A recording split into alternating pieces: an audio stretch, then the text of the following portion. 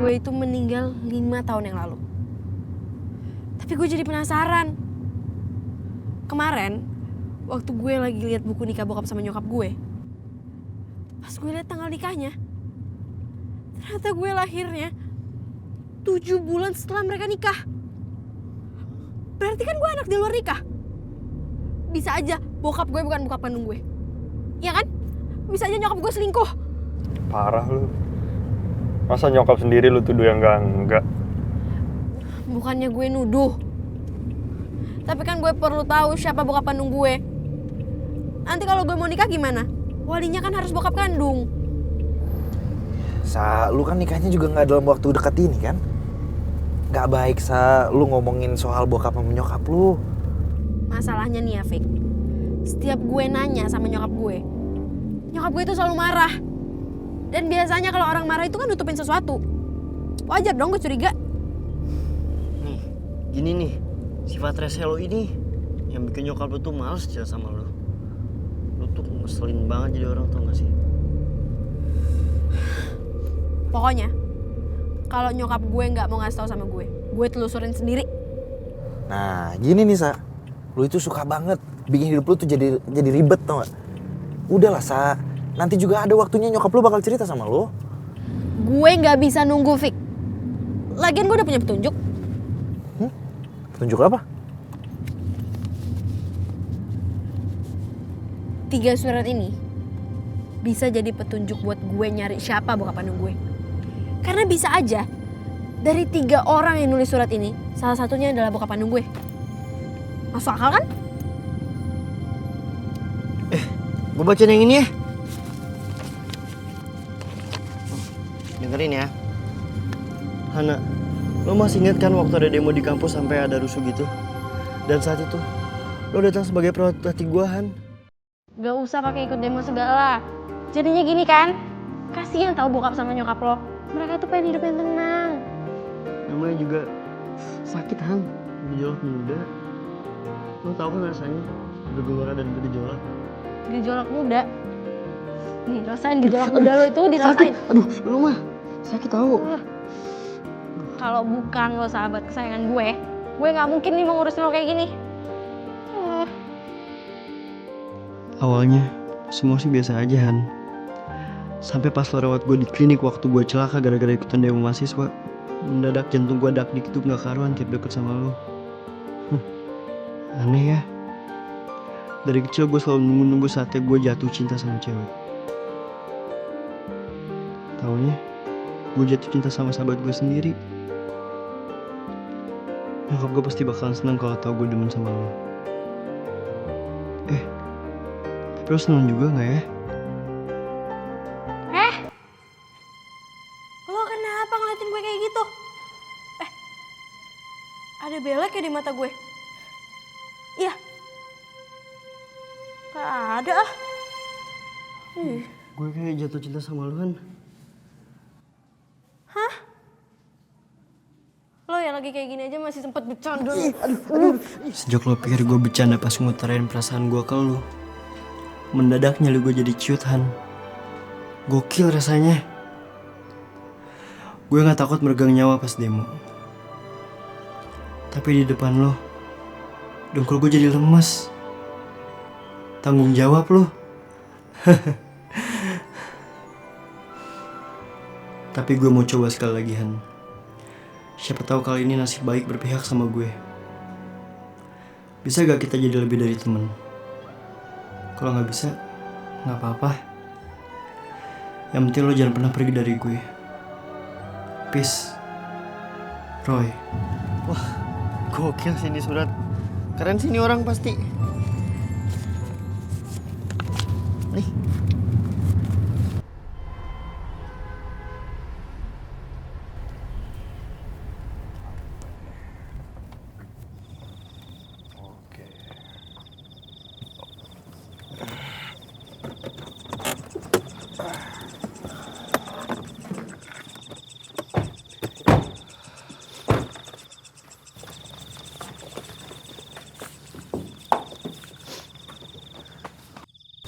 Gokil banget sih Roy.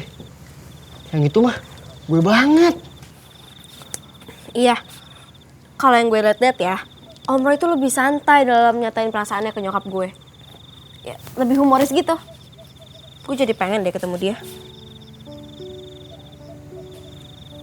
Apa gue cari aja ya mereka bertiga? Buat? Ya buat tahu siapa di antara mereka yang ternyata bokap kandung gue. Ayolah, Nggak usah aneh-aneh. Ih, Fik. Surat ini itu pertanda. Pertanda gue untuk cari bokap kandung gue. Makin hari, makin aneh aja nih cewek. Makin serem. Cabut aja lah yuk. Tunggu dulu. Tunggu dulu. Kalian bertiga mau nolongin gue kan? Sa, ini kan surat udah 20 tahun yang lalu. Mereka semua pasti udah berkeluarga. Kalau lu tiba-tiba datang nanyain siapa bokap kandung lo, itu bakal ngacauin keluarga mereka loh. Bener, Sa. Coba nih ya lu bayangin. Gimana kalau salah satu dari mereka tuh psycho, pembunuh berantai. Cok. Sa, lagian kalau nyokap lo tahu lo ikut campur sama urusan masa lalunya dia pasti marah lah. Udahlah, daripada ngurusin masalah kayak gini, mending mikirin prom aja. Lebih seru. Lu prom night udah ada pasangannya belum? Kenapa? Oh, lu mau ngajakin gue jadi pasangan prom lu ya? Lu nih GR banget sih jadi cewek. Orang gue ntar jadi MC di prom.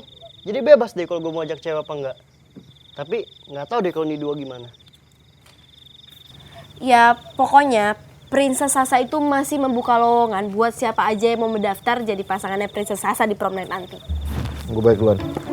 Cabut. Cabut. Ih.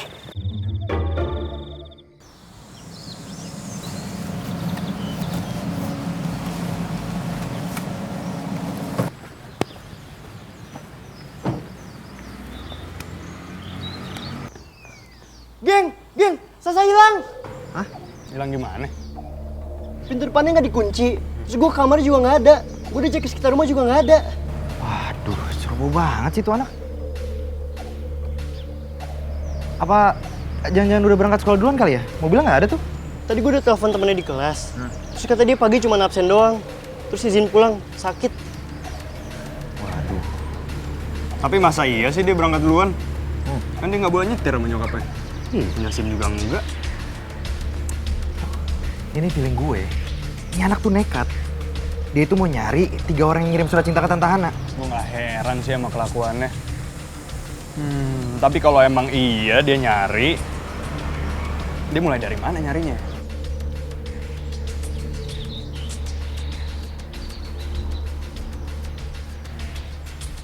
Rumah sakit. Wah, kita harus tanya Tante Hana nih. Iya. Sik, lu teleponnya gantian. Sambil jalan aja kali ya? Yuk. Yuk. Pokoknya, hari ini gue mau cari 3 cowok pengirim surat cinta ke mama. Sampai ketemu.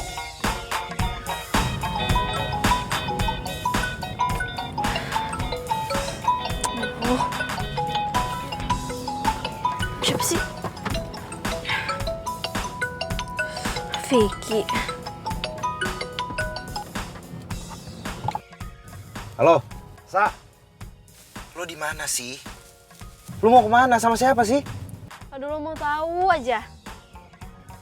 Duh, Sa, udahlah. Lo tuh gak usah aneh-aneh. Kalau ada apa-apa, nanti kita bertiga gak mau bantuin lo nih. Ya udah, kalau emang lo nggak mau nolongin gue nggak apa-apa. Bye. Sa. Ribet banget. Gimana? Tit. Lagian lu sih kayak ngomel-ngomel segala. Ya dia matiin lah.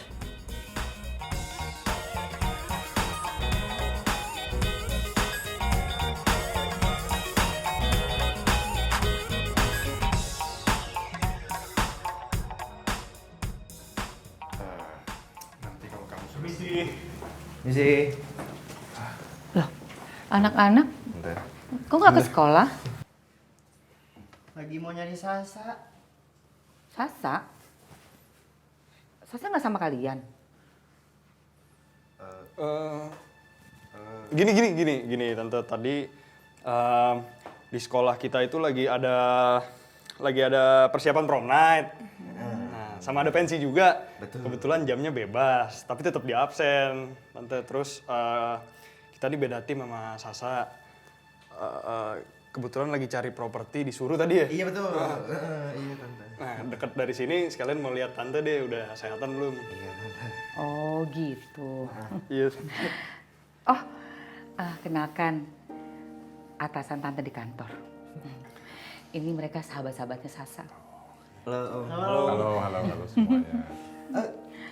Kalau gitu tante kayaknya kelihatannya udah baik-baik aja. Tapi nanti kalau tante perlu apa-apa bisa langsung hubungin kita siap tante. Oh. Kita pamit dulu ya tante. Katanya mau nanya soal surat cinta. Permisi tante.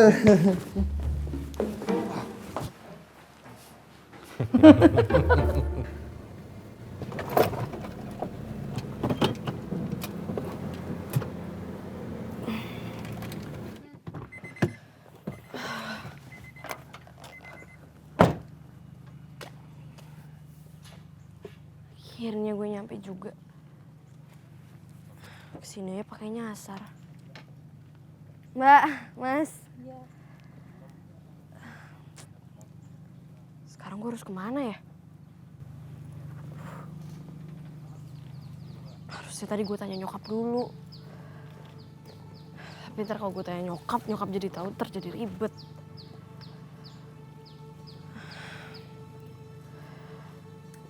Oh, iya bener-bener. Gue ke tata usaha kampus aja. Karena kan pasti sana mereka nyimpan data-data mahasiswa dari tahun jebot. Ya udah deh.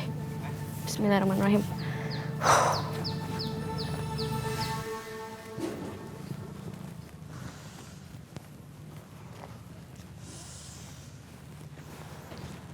Par, ketemu nggak? Enggak. Ketemu juga lagi. Tapi lo yakin gak sih kalau ini benar-benar kampusnya Tante Hana? Nih, yakin gue. Terakhir gue track tuh dia di sini. Sebelum dia tadi matiin teleponnya. Gimana nih? Gue ada ide. Gimana kalau kita cari ke kantor polisi atau rumah sakit di sekitar aja? Kantor polisi. Iya. Hubungannya apa ya sama kantor polisi? Tahu. Lu berdua kayak nggak kenal Sasa aja sih. Cuma 2 tempat itu aja yang mungkin kita bisa tahu keberadaan dia di mana. Enteng banget lo kalau ngomong. Tahu. Tapi susah juga sih emang Sasanya aja yang kepala batu. Pakai ngambek segala, handphone dimatiin. Kalau kayak gini kan kita susah ngelacak dia.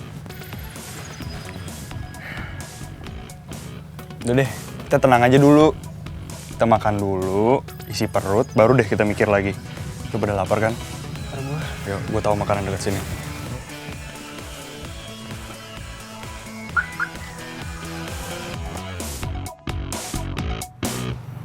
Udahlah. Habis kita cari makan, habis itu kita balik lagi, kita terusin lagi. Ya? Boleh.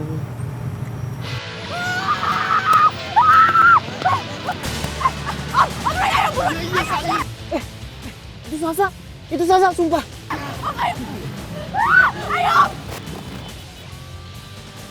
Tahan,